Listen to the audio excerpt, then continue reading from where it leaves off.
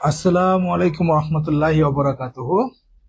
প্রিয় এইচএসসি 26বাসী সবাইকে গুণগত রসায়নের পাবলিক লাইভের আজকের দ্বিতীয় লেকচারে এমএস এর পক্ষ থেকে স্বাগতম। আশা করি প্রত্যেককে সুস্থ, স্বাভাবিক এবং সুন্দর আছেন। দেখতে দেখতে আজকে আমাদের দ্বিতীয় লেকচার শুরু হয়ে গেল। আপনারা সবাই কাইন্ডলি একটু লাইভটা জয়েন করে ফেলেন। আমি একটু ভিডিওটা শেয়ার করে দিই। আর আপনারা আপনাদের যারা ফ্রেন্ড সার্কেল আছে, যারা এইচএসসি 26-এর আছে, সকলকে একটু কাইন্ডলি মেনশন করে দেন। ক্লাসটা কিন্তু স্যার শুরু হয়ে গেছে, ঠিক আছে?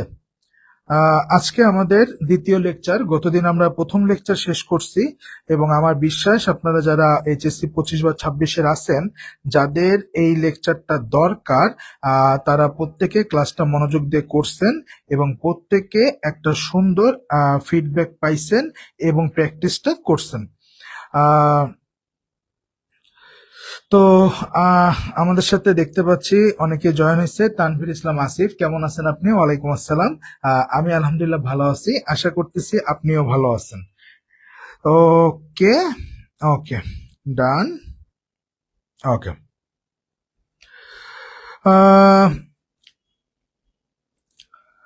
ওকে, ডান। আজকে আমরা যে টপিকটা পড়ব, টপিকটা হলো পরমাণু মডেল। গতদিন আমরা পরমাণু এবং তার কণিকা সমূহ নিয়ে আলোচনা করছিলাম এবং সেই বিষয়টা আমরা পড়ছিলাম। আজকে আমরা পড়ব পরমাণু মডেল। এই টপিকটা আমরা শেষ করব। এই টপিকটা খুবই গুরুত্বপূর্ণ।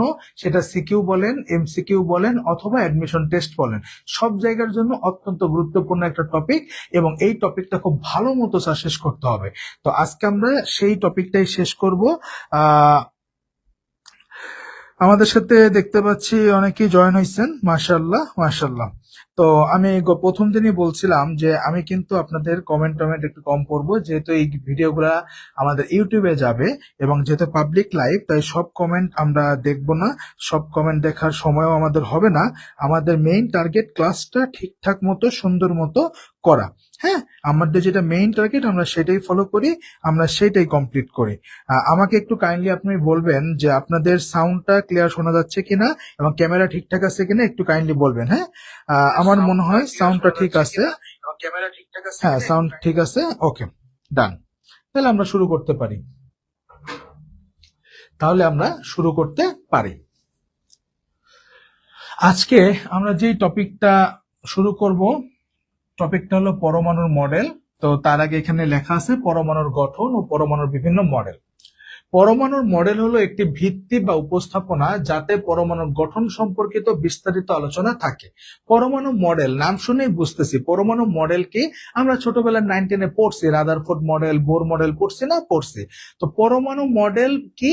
পরমাণু মডেল হলো একটা ভিত্তি বা উপস্থাপনা বা প্রস্তাবনা, যাই বলি না কেন, যেখানে কি থাকে, পরমাণুর গঠন নিয়ে আলোচনা করা থাকে।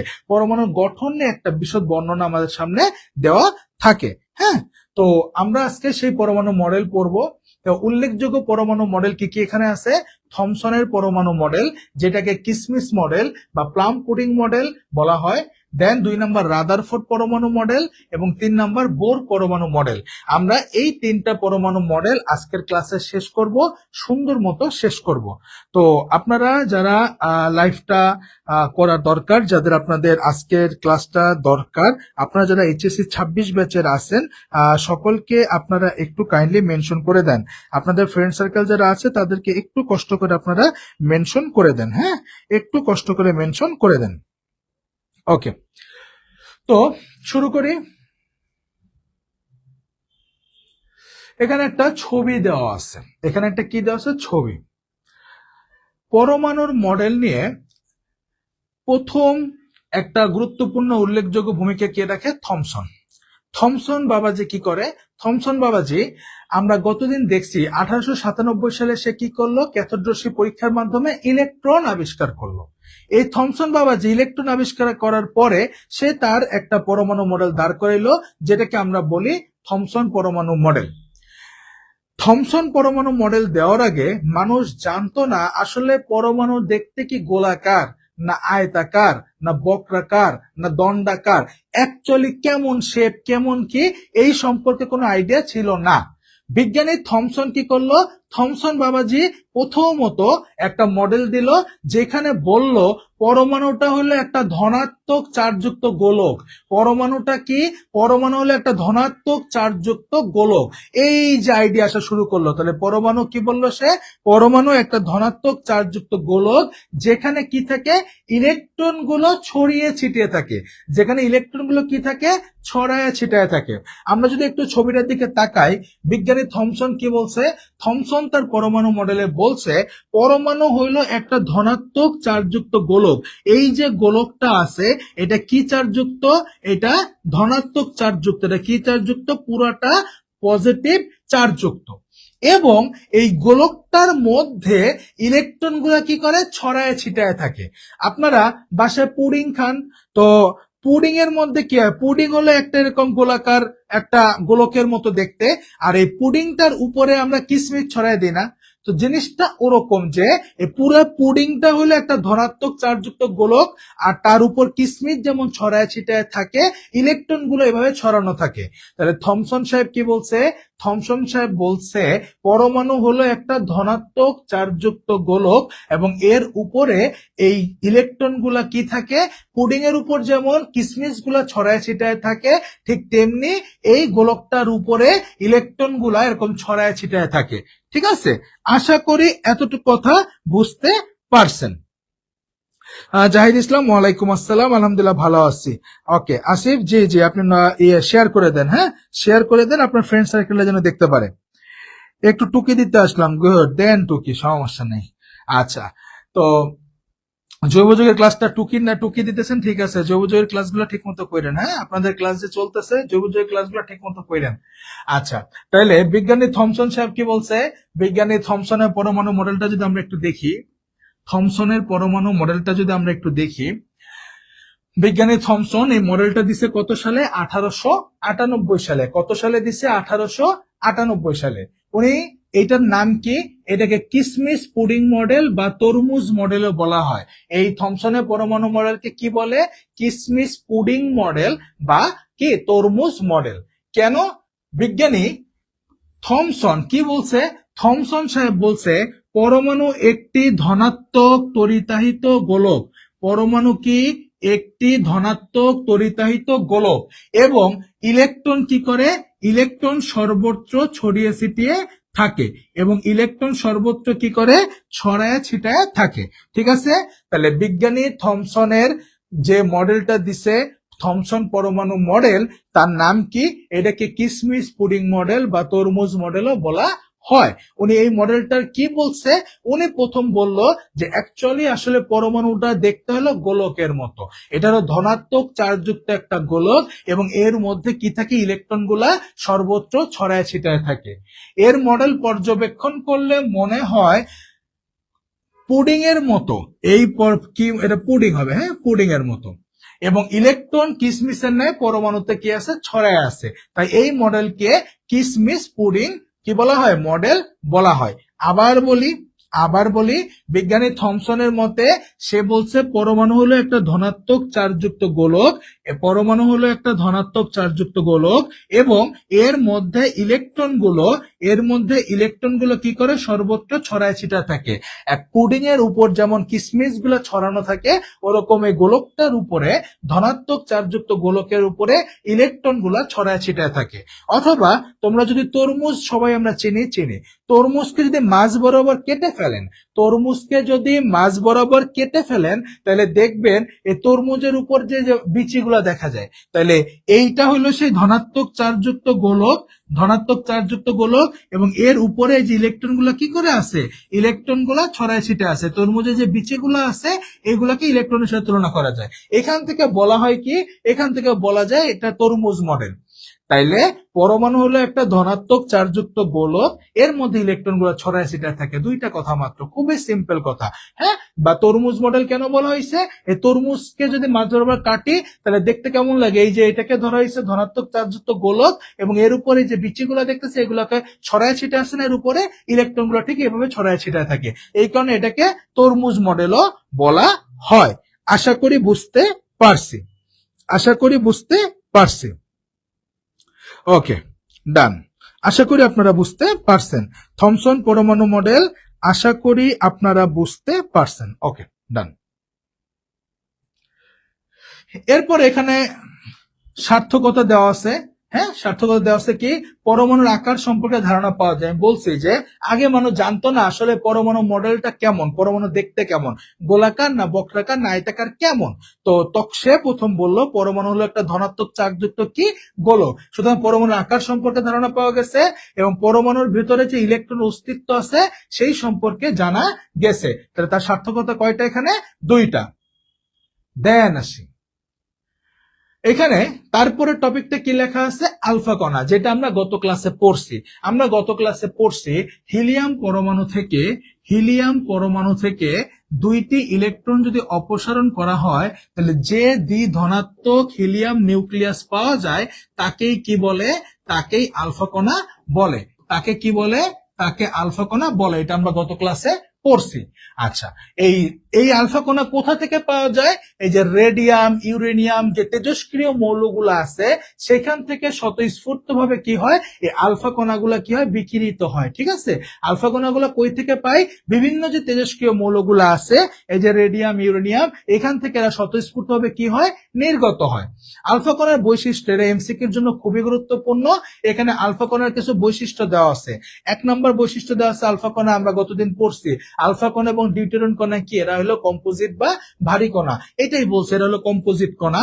2 নম্বর কথা কি বলছে, এর গতি থাকে প্রচন্ড। এর গতি 1 × 10⁻⁷ মিটার পার সেকেন্ড হতে 2.5 × 10⁻⁷ মিটার পার সেকেন্ড হয়ে থাকে। তাহলে গতি 1 × 10⁻⁷ মিটার পার সেকেন্ড থেকে 2.5 × 10⁻⁷ মিটার পার সেকেন্ড কি হয়ে থাকে। তারপরে কথা কি, আলফা কণাতে দুইটা প্রোটন এবং দুইটা কি থাকে, নিউট্রন থাকে। আলফা কণা মানে কি, এই যে হিলিয়াম 2+, আলফা কণা মানে হইলো হিলিয়াম 2+। তাহলে এখানে দেখেন এর পারমাণবিক সংখ্যা যেহেতু 2, তার মানে এর প্রোটন সংখ্যাও 2। আমরা গত ক্লাসে পড়ছি পারমাণবিক সংখ্যা মানেই হলো প্রোটন সংখ্যা ইকুয়াল টু পারমাণবিক সংখ্যা জি। দেন নিউটন সংখ্যা যদি আমরা একটু বের করতে চাই, এর কাছে তো কোনো ইলেকট্রন নাই, ইলেকট্রন তো দুইটাই দিয়ে দিছে।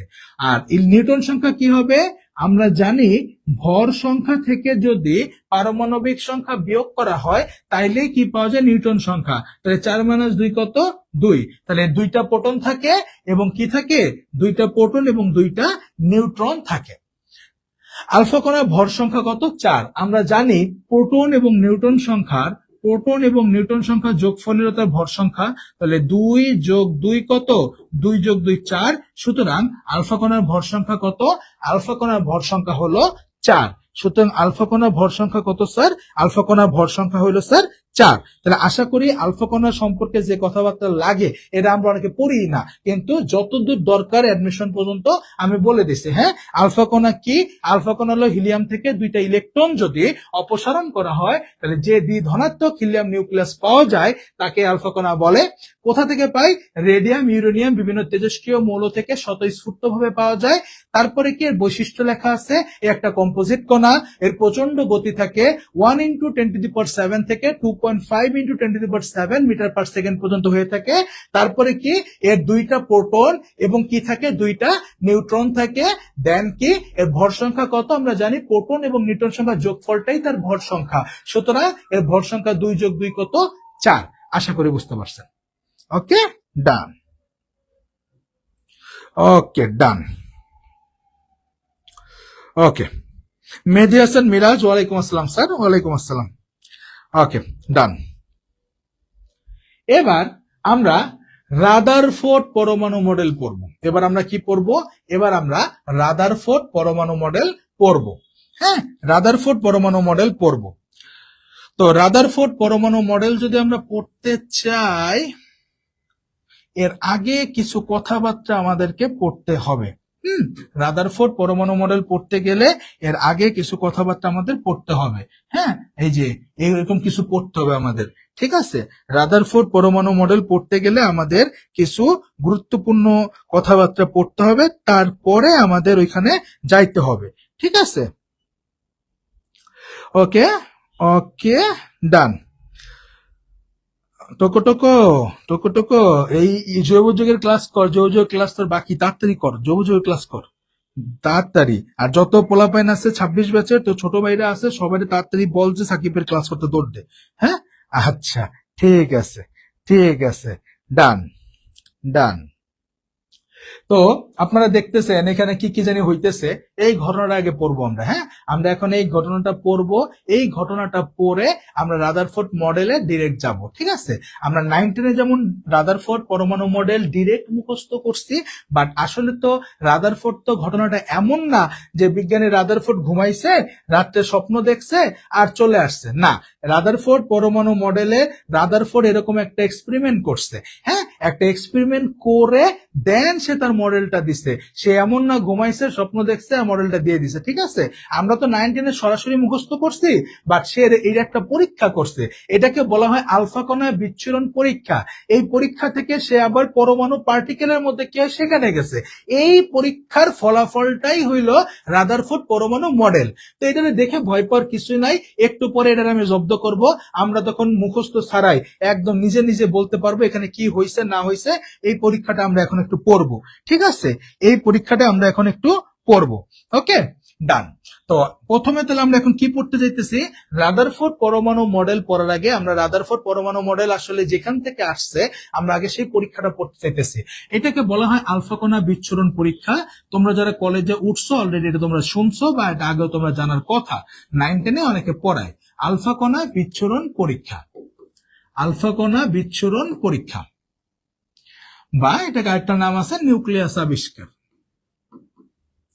নিউক্লিয়াস আবিষ্কার। ওকে, ওকে। বিজ্ঞানী রাদারফোর্ড 1911 সালে একটা পরীক্ষা করে। বিজ্ঞানী রাদারফোর্ড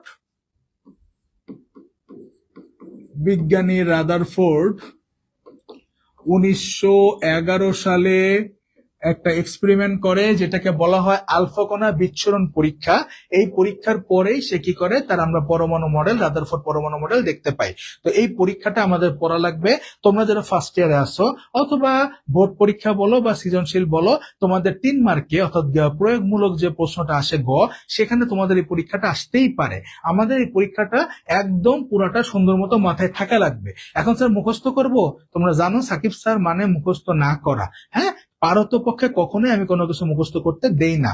তো যেহেতু আমি মুখস্থ করতে দেই না, এটাও মুখস্থ করতে দিব না। এটা নিজের ভাষায় নিজের মতো বলবেন। আমি যেমনি গল্প আকারে বলতেছি এমনি পড়বেন, আর কিচ্ছু লাগবে না।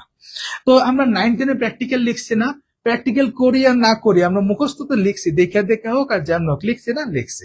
তো এই যে প্র্যাকটিক্যাল যে আমরা করছি, একটা প্র্যাকটিক্যাল খাতায় যখন আমরা লিখি তখন প্রথমে কি থাকে, প্রথমে থাকে পরীক্ষণের নাম, লিখলাম নাম। এটা তো একটা পরীক্ষা, তাই না, যে পরীক্ষার নামটা লিখলাম। এবার আসেন তারপরের স্টেপটা কি, আমার একটা পরীক্ষা করতে গেলে কিছু যন্ত্রপাতি লাগবে, কিছু উপকরণ লাগবে। তাহলে সেকেন্ড স্টেপ হইলো প্রয়োজনীয় উপকরণ। সেকেন্ড স্টেপ কি, সেকেন্ড স্টেপটা হইল প্রয়োজনীয় প্রয়োজনীয় উপকরণ। সেকেন্ড স্টেপটা হইল প্রয়োজনীয় উপকরণ। এই আলফা কণা বিচ্ছুরণ পরীক্ষায় প্রয়োজনীয় উপকরণ কয়টা দেখেন কি কি। 1 নম্বর পাতলা স্বর্ণপাত, খুবই পাতলা একটা কি, খুবই পাতলা স্বর্ণপাত, যার পুরুত্ব 4 × 10⁻³ ন্যানোমিটার। 2 নম্বর তেজস্ক্রিয়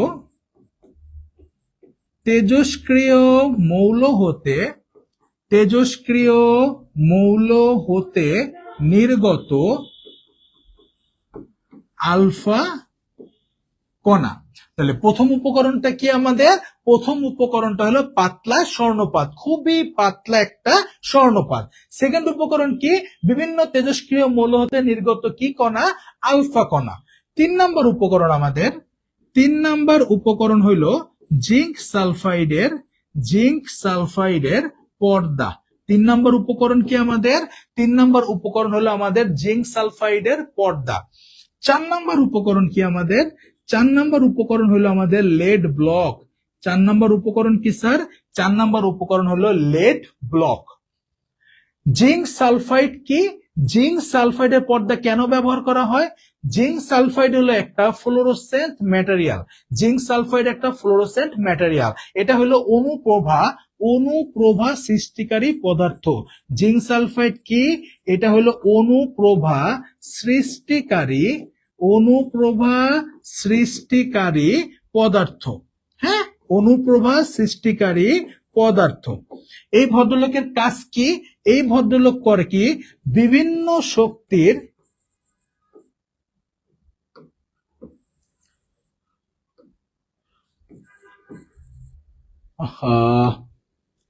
বিভিন্ন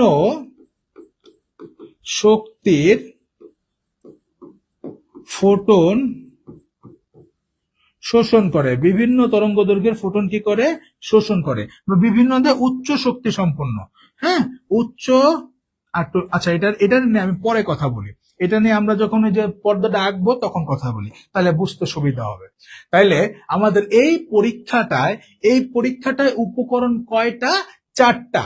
পাতলা স্বর্ণপাত, তেজস্ক্রিয় মৌল হতে নির্গত আলফা কণা, জিঙ্ক সালফাইডের পর্দা এবং কি লেড ব্লক।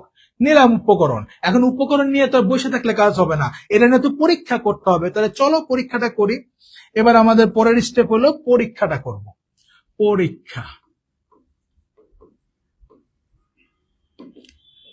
পরীক্ষাটা কিভাবে করে?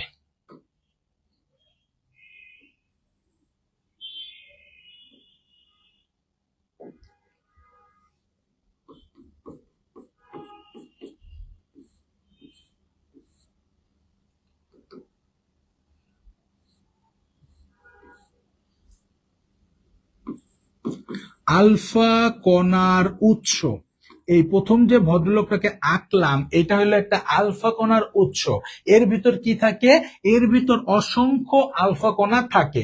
এবং এই আলফা কণা ভদ্রলোক তো তেজস্ক্রিয় রশ্মি হতে আসে। এটা তো অত্যন্ত গতিসম্পন্ন এবং তেজস্ক্রিয় রশ্মি, সুতরাং এটা তো একটা সেফটি ইস্যু আছে, তাই না?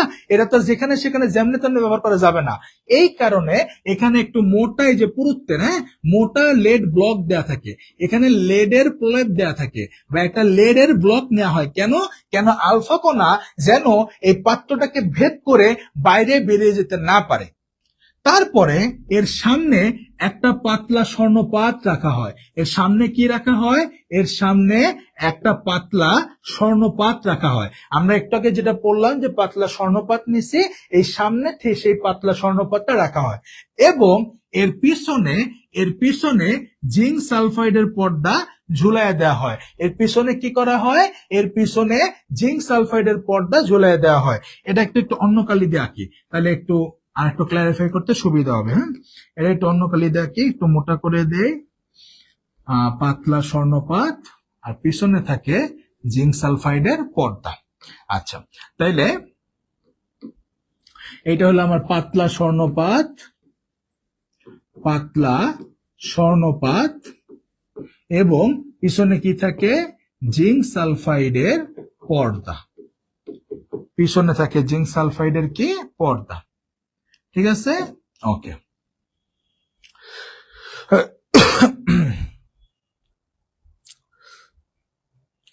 Net problem? আপনার নেটটা একটু চেক করেন স্যার। হ্যাঁ, আমার এখানে নেট একদম ক্লিয়ার। স্যার। হ্যাঁ, নেট প্রবলেম হলে আমার এখানে বোঝা যেত। নেট যদি সমস্যা করতো আমার এখানে বোঝা যেত নেট ঠিক আছে। ওকে, আচ্ছা। তো এই আলফা কণা বিচ্ছুরণ পরীক্ষায় এখানে কি ঘটনা ঘটছে? আলফা কণা বিচ্ছুরণ পরীক্ষায় আমি কয়টা উপকরণ নিয়েছিলাম? 4টা উপকরণ। কি নিয়েছিলাম? একটা লেড ব্লক, এই হলো সেই লেড ব্লক। তারপরে কি লাগছে? আলফা কণা। কি নিয়েছিলাম? সেকেন্ড, বিভিন্ন তেজস্ক্রিয় মৌল হতে নির্গত আলফা কণা। এই লেড ব্লকটার মধ্যেই আছে আলফা কণার উৎস। এই লেড ব্লকটার মধ্যেই কি থাকে? অসংখ্য আলফা কণা থাকে। আর আলফা কণা তো তেজস্ক্রিয় কণা, সুতরাং এটাকে লেড ব্লকে নেওয়া হয়েছে যেন ভেদ করে বাইরে বেরিয়ে না যায়, কোনো দুর্ঘটনা না ঘটে। দেন এর সামনে কি রাখা হয়েছে? এর সামনে পাতলা স্বর্ণপাত রাখা হয়েছে এবং তার পিছনে জিঙ্ক সালফাইডের পর্দাটা ঝুলাই দেওয়া হয়েছে। এবার আমি যখন এই আলফা কণার যে উৎসটা, এর মুখটা খুলে দিব, আলফা কণা কি বসে থাকবে? না, সে প্রচন্ড বেগে বেরোবে। সে প্রচন্ড বেগে এখান থেকে বেরোবে, আলফা কণাটা প্রচন্ড বেগে বেরোবে, বের হয়ে সে এই পাতলা স্বর্ণপাতটা ভেদ করে ওই পাশে চলে যাবে। জি, আলফা কণা যখন এই আলফা কণা উৎস থেকে বের হয়ে এই পাতলা স্বর্ণপাতটা ভেদ করে কি করবে, ওই পাশে চলে যাবে। এখন বিষয়টা হইলো, তুমি আমি কি খালি চোখে এটা দেখবো? হ্যাঁ, আমাদের যখন এক্স রে করে তখন কি আমি দেখি এই যে আসতেছে রশ্মি হাত ভেদ করে চলে যেতেছে? হ্যাঁ, আমাদের এক্স রে করার সময় আমি দেখি যে রশ্মি আসতেছে ভেদ করতে চলে যেতে, দেখা যায় না। আমরা কিন্তু দৃশ্যমান অঞ্চল ছাড়া অন্য কোনো তরঙ্গদৈর্ঘ্যের রশ্মি দেখতে পারি না। এক্স রে রশ্মি কিন্তু আমরা দেখতে পারি না। ঠিক তেমনি আলফা রশ্মি কি আমরা দেখতে পারবো খালি চোখে, বা আমরা দেখতে পারবো না? তাহলে এটা বুঝবো কেমনে? এই কারণেই জিঙ্ক সালফাইডের পর্দাটা ব্যবহার করা হয়। কথা বুঝছেন কিনা? হ্যাঁ, এই তোমাদের একটা অনুধাবনমূলক প্রশ্ন আসতে পারে যে আলফা কণা বিচ্ছুরণ পরীক্ষায়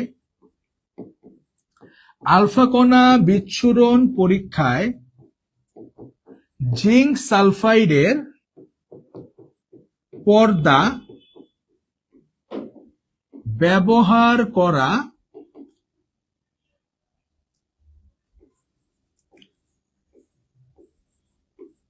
হয় কেন? হ্যাঁ, আলফা কণা বিচ্ছুরণ পরীক্ষায় জিঙ্ক সালফাইডের পর্দা ব্যবহার করা হয় কেন? এই জিঙ্ক সালফাইড ভদ্রলোক হলো একটা ফ্লোরোসেন্ট ম্যাটার। এটা হলো অনুপ্রভা সৃষ্টিকারী পদার্থ। অনুপ্রভা সৃষ্টিকারী পদার্থ। এখন এই অনুপ্রভা সৃষ্টিকারী পদার্থ মানে কি? মানে হইলো এরা উচ্চ শক্তির ফোটন শোষণ করে এবং দৃশ্যমান রশ্মি বিকিরণ করে। দৃশ্যমান রশ্মি বিকিরণ করে। তো যখন আলফা কণাটা পাতলা স্বর্ণপাত ভেদ করবে, এটা তো আমি দেখতে পারবো না। তো এই কারণেই পিছনে একটা জিঙ্ক সালফাইডের পর্দা দেওয়া হয়। কেননা এই আলফা কণা পাতলা স্বর্ণপাত ভেদ করে ওই পাশে গেলে যখন এর উপর পর্দার উপরে সে পড়বে, তখন ওই জায়গাটা গ্লো করে। তখন ওই জায়গাটা কি করে? তখন ওই জায়গাটা গ্লো করে। যেখানে যেখানে এসে পড়বে ওই জায়গা কি করে? ওই জায়গাটা গ্লো করে। তো যখন এইখানে গ্লো করে, আমি তখন বুঝতে পারি না, ঠিক আছে আলফা কণা পাতলা স্বর্ণপাত ভেদ করে এই পাশে আসছে, কেননা গ্লো করতেছে। যদি গ্লো না করে তাহলে বুঝো সে ভেদ করতে পারে নাই।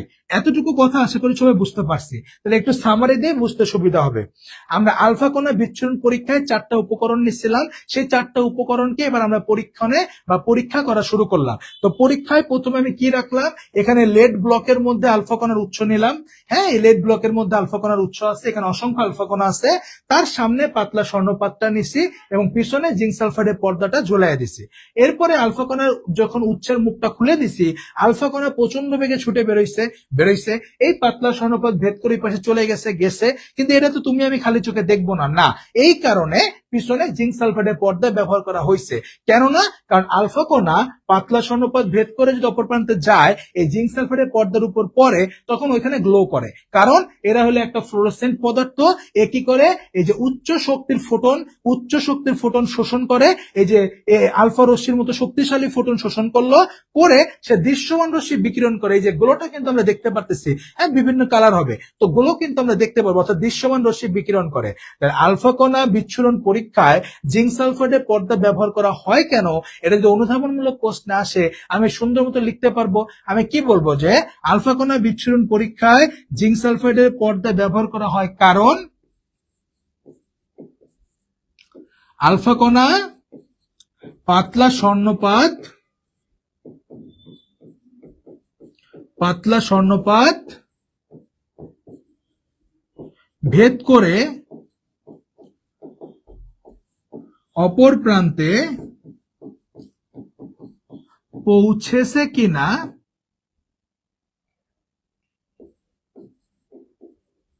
সেটি কি হওয়া যায়?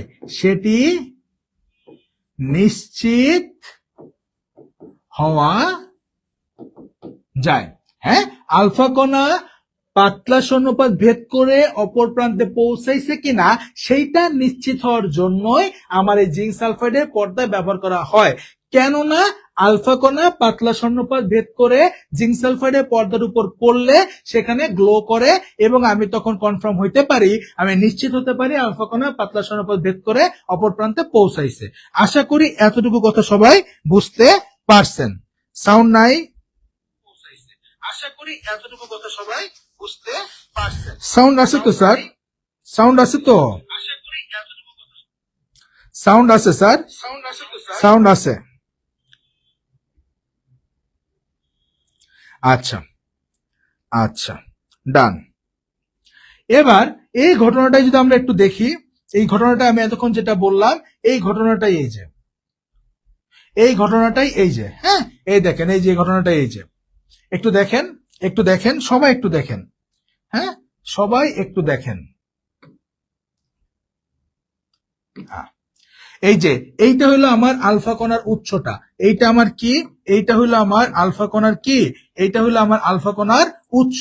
এটা কি, এটা হলো আমার আলফা কণার, এইটা হলো আমার আলফা কণার কি স্যার, এইটা হলো আমার আলফা কণার উৎসটা। হ্যাঁ, এখান থেকে কি হয়, এখান থেকে আলফা কণাটা বের হয়, বের হয়ে এই যে এই মাঝখানে যেটা দেখতেছেন, এই মাঝখানে যেটা দেখতেছেন এইটাই হলো স্যার পাতলা স্বর্ণপাত। এইটা কি স্যার, এইটা হলো আমার পাতলা, এই যে স্বর্ণপাত, খুবই পাতলা একটা স্বর্ণপাত। আর এই পিছনে যেটা দেখতেছেন দেখেন কি, এই যে পিছনে এই দেখেন এটা স্বর্ণপাত, গোল্ড ফয়েল। আর এই পিছনে যেটা দেখতেছেন এটা কি, এটা হলো ডিটেক্টর। এটাই হলো সেই জিঙ্ক সালফাইডের, জিঙ্ক সালফাইডের পর্দাটা।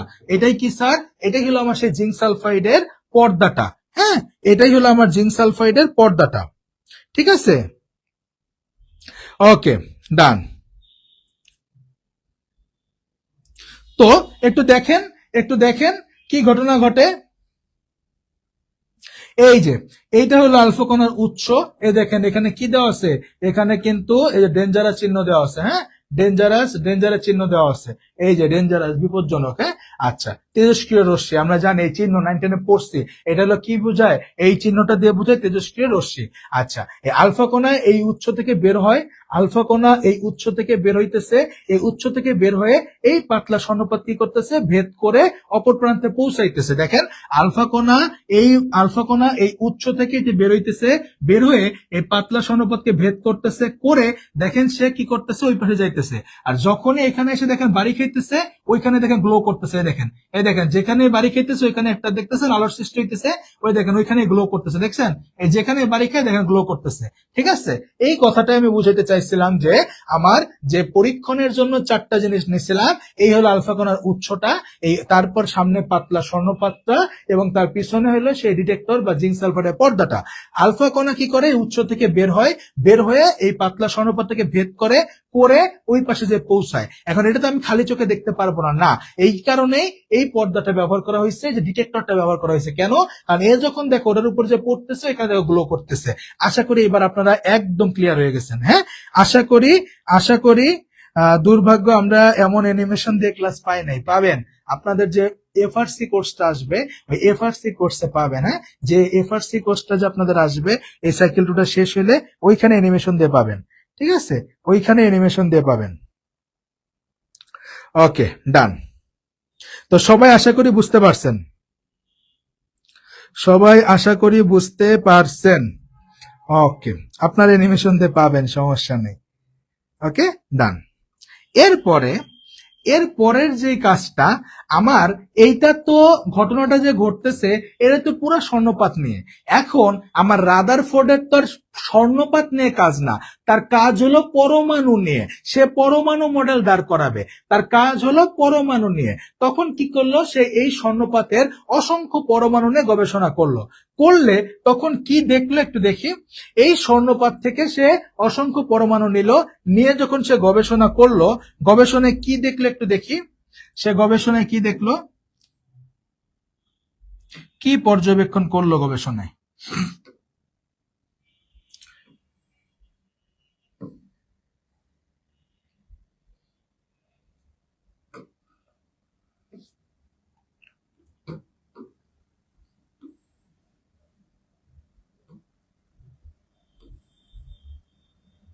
আমরা এবার দেখব সে বিজ্ঞানী রাদারফোর্ড আলফা কণা বিচ্ছুরণ পরীক্ষায় পাতলা স্বর্ণপাতের মধ্যে অ্যাকচুয়ালি কি ঘটনা ঘটছে ওইখানে সেই ঘটনাটাই আমরা এবার একটু দেখব পর্যবেক্ষণে, যে অ্যাকচুয়ালি পরমাণুর মধ্যে কি ঘটনা ঘটছে সেই ঘটনাটাই আমরা দেখব। সেই ঘটনাটাই আমরা একটু দেখব।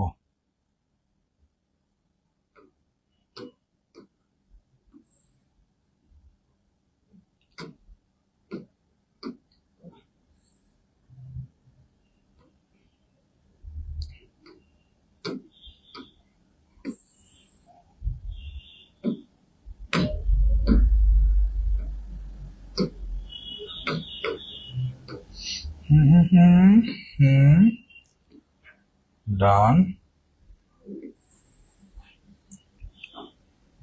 ডান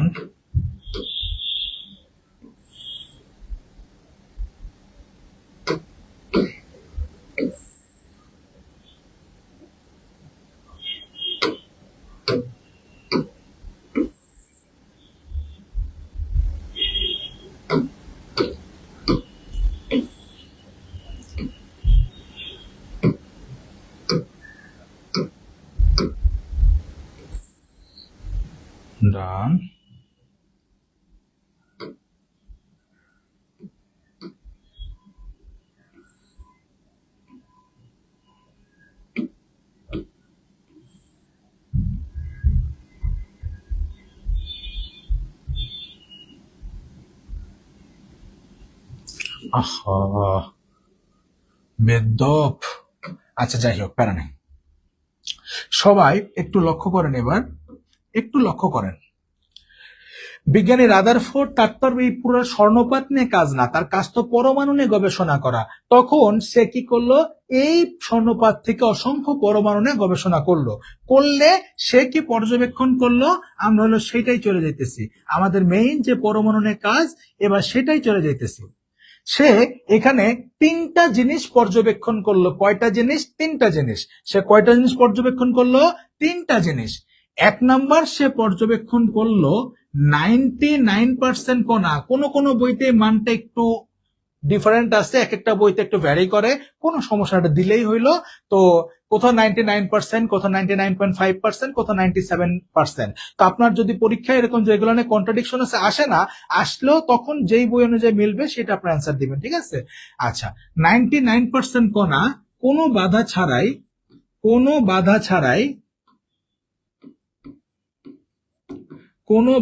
ছাড়াই সরাসরি এপাশ থেকে অন্য পাশে যায়। তাহলে প্রথম জিনিস সে কি পর্যবেক্ষণ করলো? 99% কণা কোনো বাধা ছাড়াই। আমাদের ক্লাসটা নেটের সমস্যার কারণে একটু লাইভটা অফ হয়ে গেছিল। ইনশাল্লাহ আমাদের এখন আবার লাইভটা আমরা শুরু করছি। আপনারা একটু কাইন্ডলি জয়েন করে ফেলেন আবার। হ্যাঁ, আপনারা একটু কাইন্ডলি আবার জয়েন করে ফেলেন। নেটের সমস্যার কারণে আমাদের ক্লাসটা একটু অফ হয়ে গেছিল, তো আমাদের ক্লাসটা আবার শুরু হয়ে গেছে। আপনারা একটু কাইন্ডলি লাইভটা জয়েন করে ফেলেন। হ্যাঁ, আপনারা একটু কাইন্ডলি লাইভটায় জয়েন করে ফেলেন, ঠিক আছে? আন্তরিকভাবে দুঃখিত, নেটের সমস্যা ছিল। হ্যাঁ, নেটের সমস্যার কারণে আমাদের একটু লাইভটা অফ হয়ে গেছিল। সকলে একটু কাইন্ডলি জয়েন করে ফেলেন। আচ্ছা, তো যাই হোক না কেন, আমাদের একটু নেটের সমস্যার কারণে হয়তো লাইভটা অফ হয়ে গেছিল। যাই হোক, আমরা আবার শুরু করতেছি। আপনারা একটু জয়েন করে ফেলেন, আপনারা একটু কাইন্ডলি আবার জয়েন করে ফেলেন, ঠিক আছে? একটু কাইন্ডলি আবার সকলে জয়েন করে ফেলেন। होता है ऐसी प्रॉब्लम लाइफ में बहुत आता है, ये कोई बात नहीं है। আমরা আমাদের মতো সুন্দর মতো করব ক্লাসটা। হ্যাঁ, প্যারা নাই, চিল আসছি পড়তে। নেট তো একটু দুষ্টাবানি করেই। আচ্ছা, তো যেই জিনিসটা আমি বোঝাইতেছিলাম যে বিজ্ঞানী রাদারফোর্ড সাহেব যে পরীক্ষাটা করতেছিল সেখানে আলফা কণার যে পার্টিকেলস গুলো আছে পরমাণুর মধ্যে তাদের কয়টা ঘটনা পর্যবেক্ষণ করলো? তিনটা। কি কি ঘটনা পর্যবেক্ষণ করলো? সে দেখলো কিছু কণা ম্যাক্সিমাম কণা 99% কণা কি করছে? সরাসরি এই পাশ থেকে ওই পাশে চলে গেছে। দেখেন, একটা পরমাণু 99% কণা সরাসরি সোজা চলে যায়। কিছু কণা যারা কেন্দ্রের কাছ থেকে যায়, দেখেন যেই ভদ্রলোকেরা কেন্দ্রের কাছে যেতেছে, দেখেন এই বিকর্ষিত হইতেছে, দেখেন দেখেন দেখেন বিকর্ষিত হইতেছে, এই দেখেন দেখেন কাছে এসে এই যে বিকর্ষিত হয়ে যেতেছে, কাছে এসে বিকর্ষিত হয়ে যেতেছে। যারা কেন্দ্রের কাছ থেকে যায় তারা কি হয়, তারা বিকর্ষিত হয়। আর যেই ভদ্রলোক একদম কেন্দ্র বরাবর আসে, সেইখানে ধাক্কা খেয়ে ঠিক আবার এই পথে কি করে, ব্যাক করে, সেইখানে ধাক্কা খেয়ে কি করে, আবার এই পথে ব্যাক করে। ঠিক আছে, আশা করি বুঝতে পারিয়াছেন, আশা করি বুঝতে পারছেন। ওকে, ডান ডান, আশা করি বুঝতে পারছেন। ওকে, ডান। ওকে, 24 ব্যাচের ক্লাস করতেছেন, 24 ব্যাচ হয়ে ক্লাস করতে আসলেন। আমার মায়া তো ভোলা তো সহজ না, তাই না? আমার তো তোরা ভালোবাসিস, আমার মায়াকে তো তুই ভুলতে পারবি, পারবি না তো। আচ্ছা, যাই হোক, আমিও তোদের অনেক মিস করি। এবার আশা করি সকলে বুঝতে পারছেন। ডান ডান। এবার চলে যায় আমাদের লেকচারে। তাহলে এই তিনটা পর্যবেক্ষণ থেকে এবার আমরা সিদ্ধান্ত দিব, ফাইনাল এবার ফলাফল বা সিদ্ধান্ত যাই বলেন না কেন, এবার আমরা সিদ্ধান্ত দেই, এবার আমরা সিদ্ধান্ত দিব।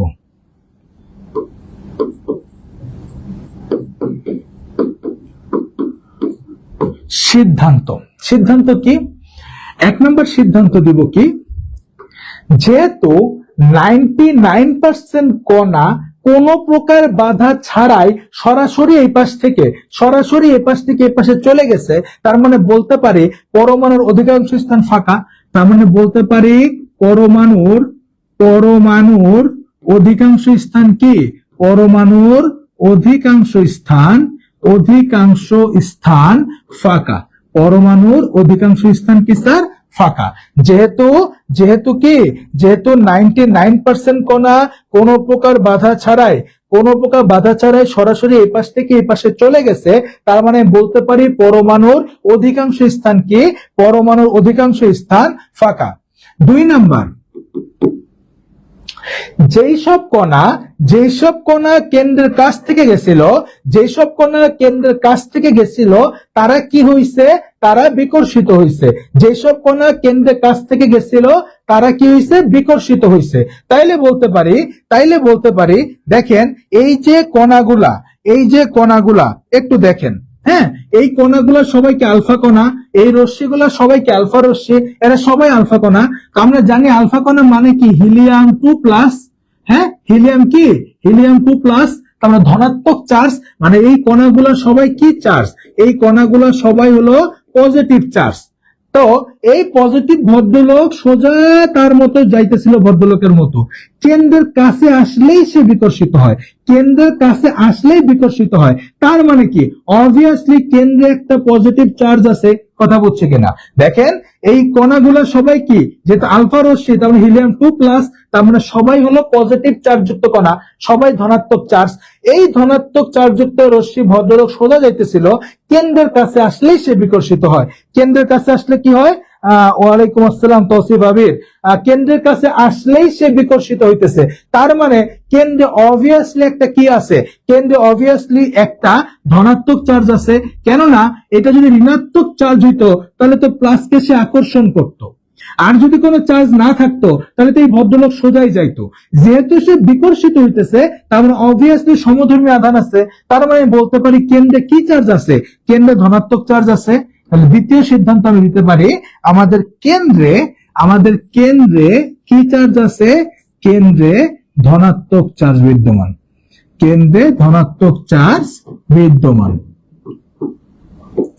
3 নাম্বার কথা, যেই ভদ্রলোক একদম কেন্দ্র বরাবর গেছে সে কিন্তু আর ওই পাশে যাইতেই পারে নাই, সে ধাক্কা খেয়ে আবার ঠিক এই পথে ব্যাক করছে। তার মানে এখানে কেন্দ্রে ভারী কিছু আছে, তার মানে পরমাণুর অধিকাংশ স্থান তো ফাঁকা, তাহলে সমস্ত ভর তার কেন্দ্রেই থাকে। আর একেই পরমাণুর কি বলে, একেই পরমাণুর নিউক্লিয়াস বলে। একেই পরমাণুর কি বলে, একেই পরমাণুর নিউক্লিয়াস বলে। শেষ। খুবই সোজা একটা পরীক্ষা, প্যানিক হওয়ার কিচ্ছু নাই। একটু আরেকবার আমি, যে নিউক্লিয়াসও আছে, ইয়েস, তাইলে আমি একটু সামারি করে দেই। আলফা কণা বিচ্ছুরণ পরীক্ষা বিজ্ঞানী রাদারফোর্ড 1911 সালে করে। এই পরীক্ষাটাই যেটার একটা পরীক্ষা, আমার কিছু উপকরণ লাগবে। এখানে 4টা উপকরণ আছে: পাতলা স্বর্ণপাত, আলফা কণা, জিঙ্ক সালফাইডের পর্দা এবং কি লেড ব্লক। দেন আমরা উপকরণ নিয়ে পরীক্ষাটা কিভাবে সাজাইতে হবে, আমার একটা আলফা কণার উৎস নিতে হবে, তার সামনে পাতলা স্বর্ণপাতটা রাখতে হবে এবং পিছনে জিঙ্ক সালফাইডের পর্দাটা ঝুলাই দিতে হবে। দেন আমার আলফা কণাটা উৎস থেকে যখন বের হবে তীব্র বেগে ছুটে সে পাতলা স্বর্ণপাত ভেদ করে ওই পাশে চলে যাবে। এখন আমরা তো খালি চোখের আলফা কণা ওই পাশে যাইতেছে দেখবো না, এই কারণে এখানে জিঙ্ক সালফাইডের পর্দা ব্যবহার করা হয়েছে। কেননা এটা একটা অনুপ্রভা সৃষ্টিকারী পদার্থ। আলফা কণা পাতলা স্বর্ণপাত ভেদ করে যখন এই প্রান্তে পৌঁছায় তখন এখানে গ্লো করে। আমরা কিন্তু ভিডিওতে দেখছি ওইখানে কি করে, ওইখানে কিন্তু গ্লো করে, আমরা ভিডিওতে দেখছি। দেখেন আলফা কণা পাতলা স্বর্ণপাত ভেদ করে যখন ওই পাশে জিঙ্ক সালফাইডের পর্দার উপর পড়তেছে, যেখানে টাচ করতেছে ওইখানে দেখেন একটা গ্লো করতেছে, দেখছেন ওইখানে কিন্তু এখানে গ্লো করতেছে, দেখছেন গ্লো করতেছে। তো তখন আমি কনফার্ম হইতে পারি আলফা কণা পাতলা স্বর্ণপাত ভেদ করে ওই পাশে পৌঁছাইছে। এখন বিজ্ঞানী রাদারফোর্ডের তো আর পাতলা স্বর্ণপাত নিয়ে কাজ না, তার কাজ তো পরমাণু নিয়ে। তো সে এখান থেকে অসংখ্য পরমাণু নিয়ে যখন গবেষণা করলো তখন সে কয়েকটা জিনিস লক্ষ্য করলো। সে ফার্স্ট লক্ষ্য করলো 99% কণা কোনো বাধা ছাড়াই সরাসরি এই পাশ থেকে ওই পাশে চলে যায়। 99% কণা কোনো বাধা ছাড়াই সরাসরি এই পাশ থেকে এই পাশে চলে যায়। কিছু কণা যারা কেন্দ্রের কাছ থেকে যায় তারা দেখেন এই যে বিকর্ষিত হইতেছে, যারা কেন্দ্রের কাছ থেকে যায় তারা কি হয়, তারা বিকর্ষিত হয়। এবং যে একদম কেন্দ্র বরাবর যায় সেইখানে ধাক্কা খেয়ে ঠিক আবার এই পথে কি করে, ব্যাক করে। যে একদম কেন্দ্র বরাবর যায় সেইখানে ধাক্কা খেয়ে আবার 180 ডিগ্রি কোণে কি করে, ব্যাক করে। তখন এখান থেকে আমরা 3টা সিদ্ধান্ত দিতে পারি।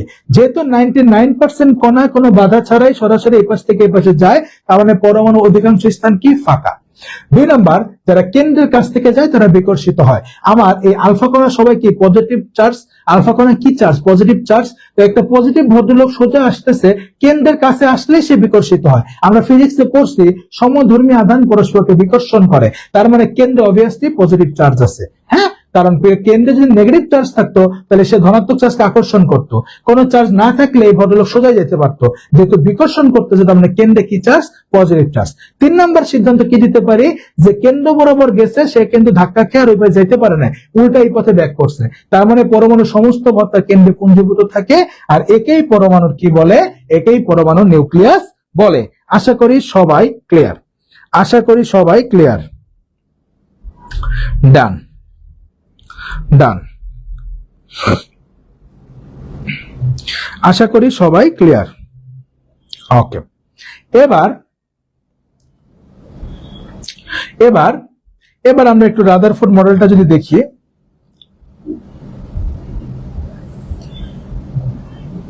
এবার আমরা রাদারফোর্ড মডেলটা একটু পড়ব। এই পরীক্ষার পর বিজ্ঞানী রাদারফোর্ড 1911 সালে তার মডেলটা দিল, যেটাকে বলা হয় রাদারফোর্ড পরমাণু মডেল। আমরা 9-10 থেকেই পড়তেছি, খুবই সিম্পল, বেশি কথা বলবো না, যতটুকু না বললে নয় ততটুকুই বলবো। রাদারফোর্ড পরমাণু মডেল, প্রথম যে কথাটা মাথায় রাখতে হবে, রাদারফোর্ড পরমাণু মডেল সাধারণ বলবিদ্যার উপর ভিত্তি করে প্রতিষ্ঠিত। মনে থাকবে প্রথম কথা, রাদারফোর্ড পরমাণু মডেল সাধারণ বলবিদ্যার উপর ভিত্তি করে, সাধারণ বলবিদ্যার উপর ভিত্তি করে প্রতিষ্ঠিত, সাধারণ বলবিদ্যার উপর ভিত্তি করে প্রতিষ্ঠিত। 2 নম্বর কথা মনে রাখতে হবে, রাদারফোর্ড পরমাণু মডেলকে সোলার সিস্টেম অ্যাটম মডেল বা সৌর মডেল বা নিউক্লিয় মডেলও বলা হয়। নিউক্লিয়, এগুলো এমসিকিউর জন্য কিন্তু খুবই গুরুত্বপূর্ণ। হ্যাঁ, এমসিকিউ, ভর্তি পরীক্ষার এমসিকিউর জন্য খুবই গুরুত্বপূর্ণ। তাহলে রাদারফোর্ড পরমাণু মডেল সাধারণ বলবিদ্যার উপর ভিত্তি করে প্রতিষ্ঠিত। এবং আরেকটা কথা কি বললাম, এর কি নাম আছে, রাদারফোর্ড পরমাণু মডেলকে সোলার সিস্টেম অ্যাটম মডেল বা কি সৌর মডেল অথবা কি নিউক্লিয় মডেলও বলা হয়। এইখানে বিভিন্ন বইতে 9-10টা করে পয়েন্ট লিখছে, এখানে বিভিন্ন বইতে 9-10টা করে পয়েন্ট লিখছে। এত কিছু পড়ার কোনো দরকার নাই। আমি 3টা কথা বলবো, এই 3টা কথা মাথায় থাকলে হবে।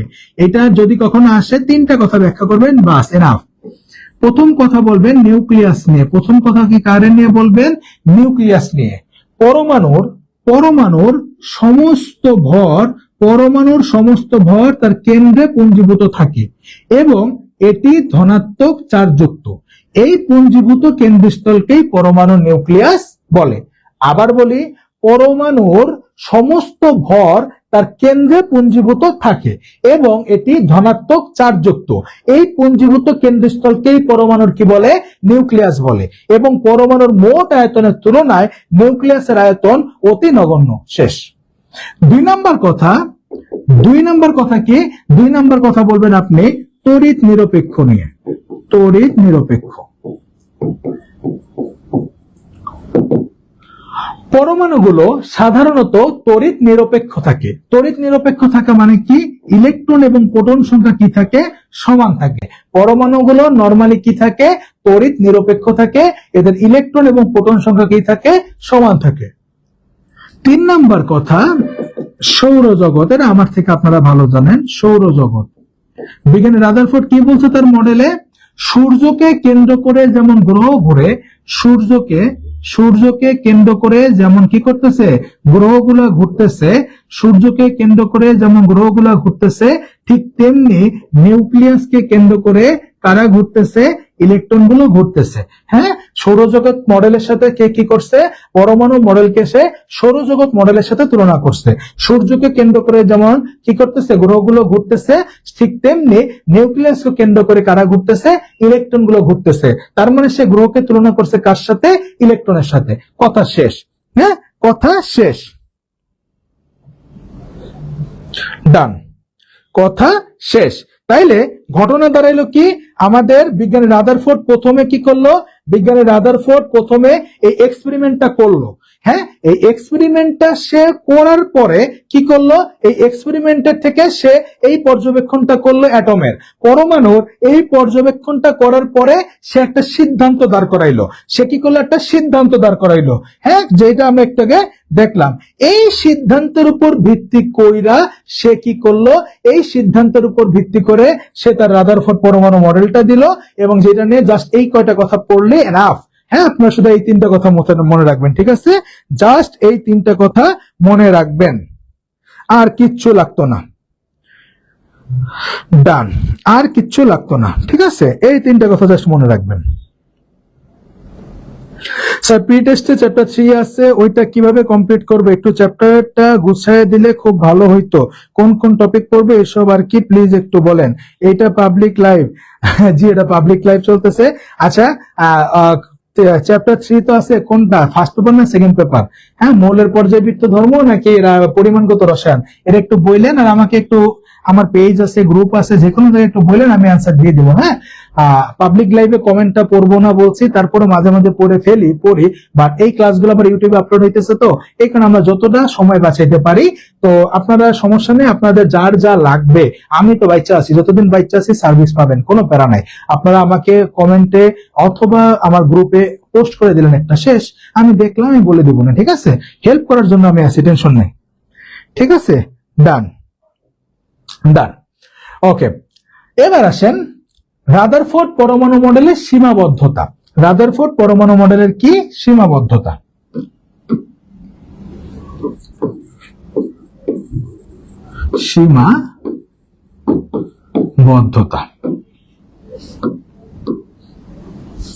সীমাবদ্ধতা বা লিমিটেশন কি কি আছে আমার চেয়ে আপনারা ভালো জানেন। বিজ্ঞানী রাদারফোর্ড কি করছে? পরমাণু মডেলকে সৌরজগতের সাথে তুলনা করছে। সূর্যকে কেন্দ্র করে যেমন গ্রহ ঘুরতেছে, নিউক্লিয়াসকে কেন্দ্র করে ইলেকট্রন গুলা ঘুরতেছে, তাই না? জি, আচ্ছা। তার মানে সে ইলেকট্রনকে তুলনা করছে কার সাথে? গ্রহের সাথে। তো খেয়াল করো, ইলেকট্রনকে গ্রহের সাথে তুলনা করছে, কিন্তু আমরা জানি ইলেকট্রন কি চার্জ। গত ক্লাসে পড়ছি ইলেকট্রন ঋণাত্মক চার্জযুক্ত। বাট গ্রহগুলা কি চার্জ নিরপেক্ষ। গ্রহগুলা কি গ্রহগুলো চার্জ নিরপেক্ষ, তাহলে গ্রহকে তুলনা করছে ইলেকট্রনের সাথে, কিন্তু ইলেকট্রন হলো নেগেটিভ চার্জ যুক্ত বা গ্রহগুলো কি চার্জ নিরপেক্ষ। গ্রহগুলো হলো চার্জের আধার, হ্যাঁ, একে চার্জ দাও বা নেও যাই করো না কেন এ নিউট্রাল থাকে। যেমন সমুদ্র কি, সমুদ্র পানির আধার। তুমি রাত্রেবেলা চুরি করে সমুদ্র থেকে 2 বালতি পানি নিয়ে আসলা, তার কোনো লস আছে? নাই। তুমি ঢাকা থেকে 2 বালতি পানি নিয়ে চিটাগাং যায় তুমি দিয়ে আসলা, হ্যাঁ, ফালাই আসলা, কোনো লাভ আছে তার? না।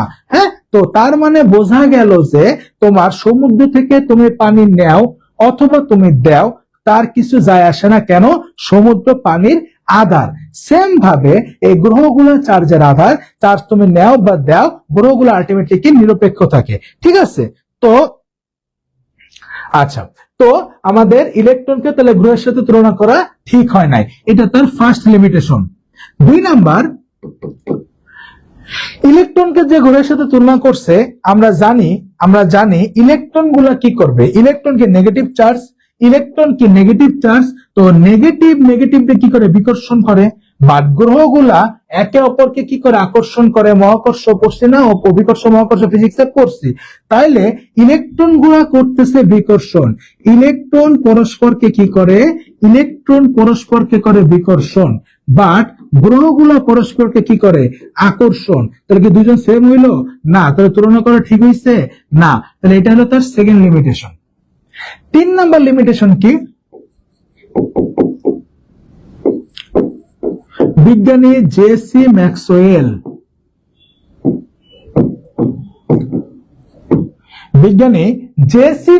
এর মতে কোন একটা চার্জিত কণা বা বস্তু যদি বৃত্তাকার পথে ঘুরে সে আস্তে আস্তে শক্তি হারাইতে হারাইতে কেন্দ্রে এসে পতিত হওয়ার কথা। হ্যাঁ, কোন একটা চার্জিত কণা বা বস্তু যদি বৃত্তাকার পথে ঘুরতে থাকে আস্তে আস্তে শক্তি হারাইতে হারাইতে কি করার কথা, কেন্দ্রে এসে পতিত হওয়ার কথা।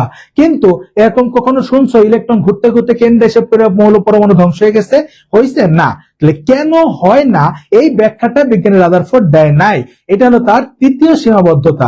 নরমালি ধরো তুমি সকালে ওইটা একটু ইয়ে করতে গেলে, জগিং করতে গেলে, হ্যাঁ, তুমি দৌড়াবা, তো তুমি যখন দৌড়াবা, আমরা যখন দৌড়ানোর জন্য প্রথম বেরোই সকালে, তখন শক্তি কিন্তু 100 থাকে। হ্যাঁ, ধরো তুমি একটা মাঠে গেলা, তুমি একটা খেলার মাঠে গেলে, এখানে তুমি দৌড়াবা, তো তুমি শুরুতে যখন যায় দাঁড়াও তোমার শরীরে স্টামিনা অনেক বেশি, তখন তুমি পুরো মাঠ নিয়ে চক্কর দাও, তখন পুরো কি নিয়ে চক্কর দাও, মাঠ নিয়ে। এরকম মাঠ নিয়ে 2-3টা চক্কর দেওয়ার পর তোমার স্টামিনা লেভেল কিন্তু কমে আসে, তখন তুমি কিন্তু পরিমাণ একটু কমিয়ে দাও। এরকম 1 ঘন্টা দৌড়ানোর পর তোমার জিহ্বা এক হাত বাইরে যায়, তুমি হাঁটতে হাঁটতে বাসায় যাও। তাইলে তুমি যখন ঘুরতেছো তোমার এনার্জি লস হইতেছে, আস্তে আস্তে তোমার পরিধি কমতেছে, একটা সময় যেতে তুমি দৌড়াইতে পারতেছো না। তো চার্জিত কণা বস্তু যখন ঘুরতেছে তার তো এনার্জি লস হইতেছে, তো শক্তি হারাইতে হারাইতে তো সে কেন্দ্রে চেয়ে পড়ার কথা। কিন্তু এমন ঘটনা কি ঘটছে না? কেন ঘটে না এই ব্যাখ্যা বিজ্ঞানী রাদারফোর্ড দিতে পারে নাই। কেন ঘটে না একটু দেখি, কেন ঘটে না একটু দেখি। এই ধরো পরমাণুটা, এই হলো পরমাণুর কেন্দ্র, এটা কি পরমাণুর কেন্দ্র।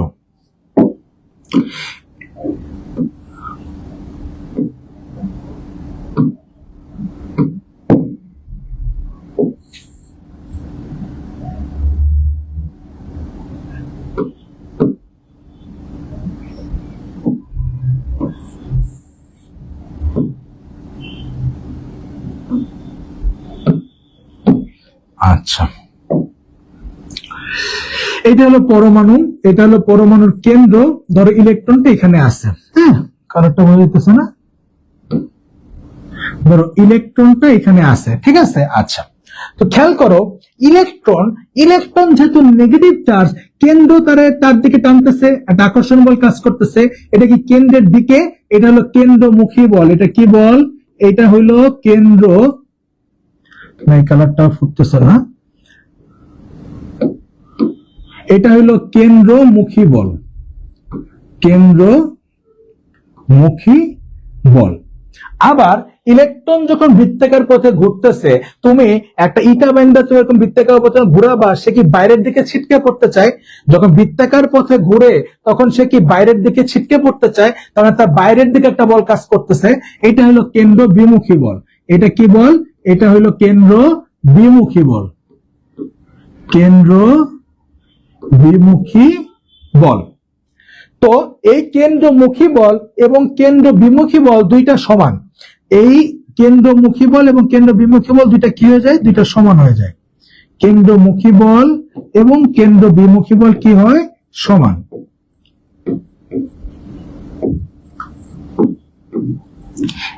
একটু প্র্যাকটিক্যালি চিন্তা করেন। এই আমি দাঁড়ানো, আমার দুই পাশে হাত দিলাম দুইটা। এই পাশে ধরেন রহিম সাহেব আমারে 5 নিউটন বলে টানতেছে, আবার ঠিক এই পাশেও আমাকে করিম সাহেব 5 নিউটন বলে টানতেছে। তো দুইজনে কিন্তু আমাকে সমান বলে দুই দিকে টানতেছে। সুতরাং আমি কি কোনো দিকে যাব না। একটা রশি নিয়ে দুইজনের শক্তি সমান, দুইজন দুই দিকে টানতেছে, রশি কোনো দিকে যাবে না। তাইলে এই ইলেকট্রন যখন ঘুরতেছে বৃত্তাকার পথে, তাকে কেন্দ্র তার নিজের দিকে টানতেছে কেন্দ্রমুখী বলে, আবার তার কেন্দ্র বিমুখী বলে কাজ করতেছে, দুইটা সমান। তখন ইলেকট্রন কোথাও না যায়, সে বৃত্তাকার পথে যে লব্ধি কিন্তু এই যে কাজ করতেছে, দেখেন যেদিক যাবে লব্ধি এভাবে কাজ করবে। এমনি করতে করতে কি করে বৃত্তাকার পথে সে ঘুরতে থাকে। আশা করি কথা বুঝতে পারছেন। আশা করি বুঝতে পারছেন।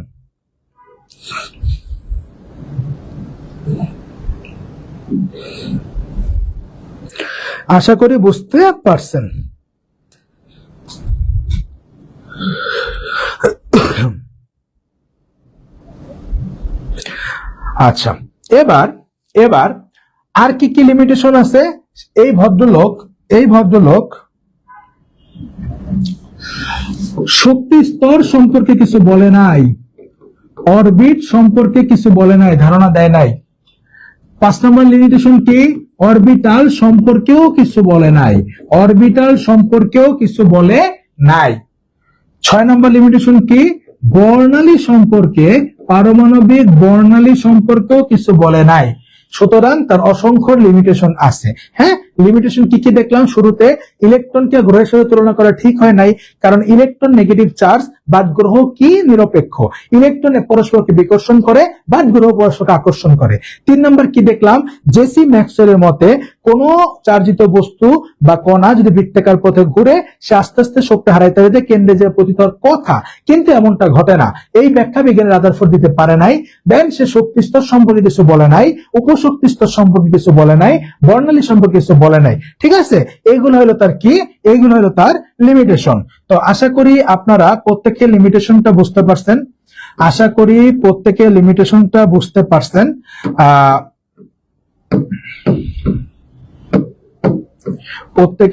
পারছেন। ওকে, ডান। দেন আমি এখানে স্লাইডে তোমাদের রাদারফোর্ড পরমাণু মডেলের কিছু সাফল্য দিছি এখানে। এগুলো এমসিকিউর জন্য একটু পড়তে হবে। যেমন আমরা শুরুতে আমরা যখন থমসন মডেল পড়ছিলাম, তো এই থমসন মডেলের কিন্তু কি দেখছিলাম? থমসন মডেলের সার্থকতা দেখছিলাম। এগুলো এমসিকিউর জন্য খুব ইম্পর্টেন্ট। সেম ভাবে রাদারফোর্ডের যে সার্থকতাগুলো আছে আমি দিয়ে দিছি, এটা একটু চোখ বুলাবেন, এমসিকিউতে কাজে দিবে। ঠিক আছে, তো আজকে যতটুকু পড়লাম পরমাণু মডেলের, থমসন পরমাণু মডেল এবং রাদারফোর্ড পরমাণু মডেলের যে আলফা কণা বিচ্ছুরণ পরীক্ষাটা, আমরা এই 3টা টপিক যে পড়লাম, আশা করি প্রত্যেকে বুঝতে পারছেন। তারপরে কোনো সমস্যা থাকলে, মনে কোনো প্রশ্ন থাকলে অবশ্যই ফেসবুক অথবা ইউটিউবের কমেন্টে আমাকে জানাবেন। ফেসবুকে কমেন্ট করলে আমাকে মেনশন করে দিবেন, আমার মডারেটর আপনার প্রশ্নগুলো কালেক্ট করে আমাকে দিয়ে দেবে। আর ইউটিউবে কমেন্ট করলে আমি অবশ্যই দেখে নিব এবং অ্যান্সারগুলো আপনারা পেয়ে যাবেন। এছাড়াও কারো যদি কোনো চাওয়া পাওয়া থাকে আমাকে জানাইতে পারেন, ইনশাআল্লাহ সর্বোচ্চ সাপোর্ট আমার কাছ থেকে পাবেন। তো সবাই ভালো থাকেন, সুস্থ থাকেন, দেখা হচ্ছে পরবর্তী ক্লাসে। আসসালামু আলাইকুম।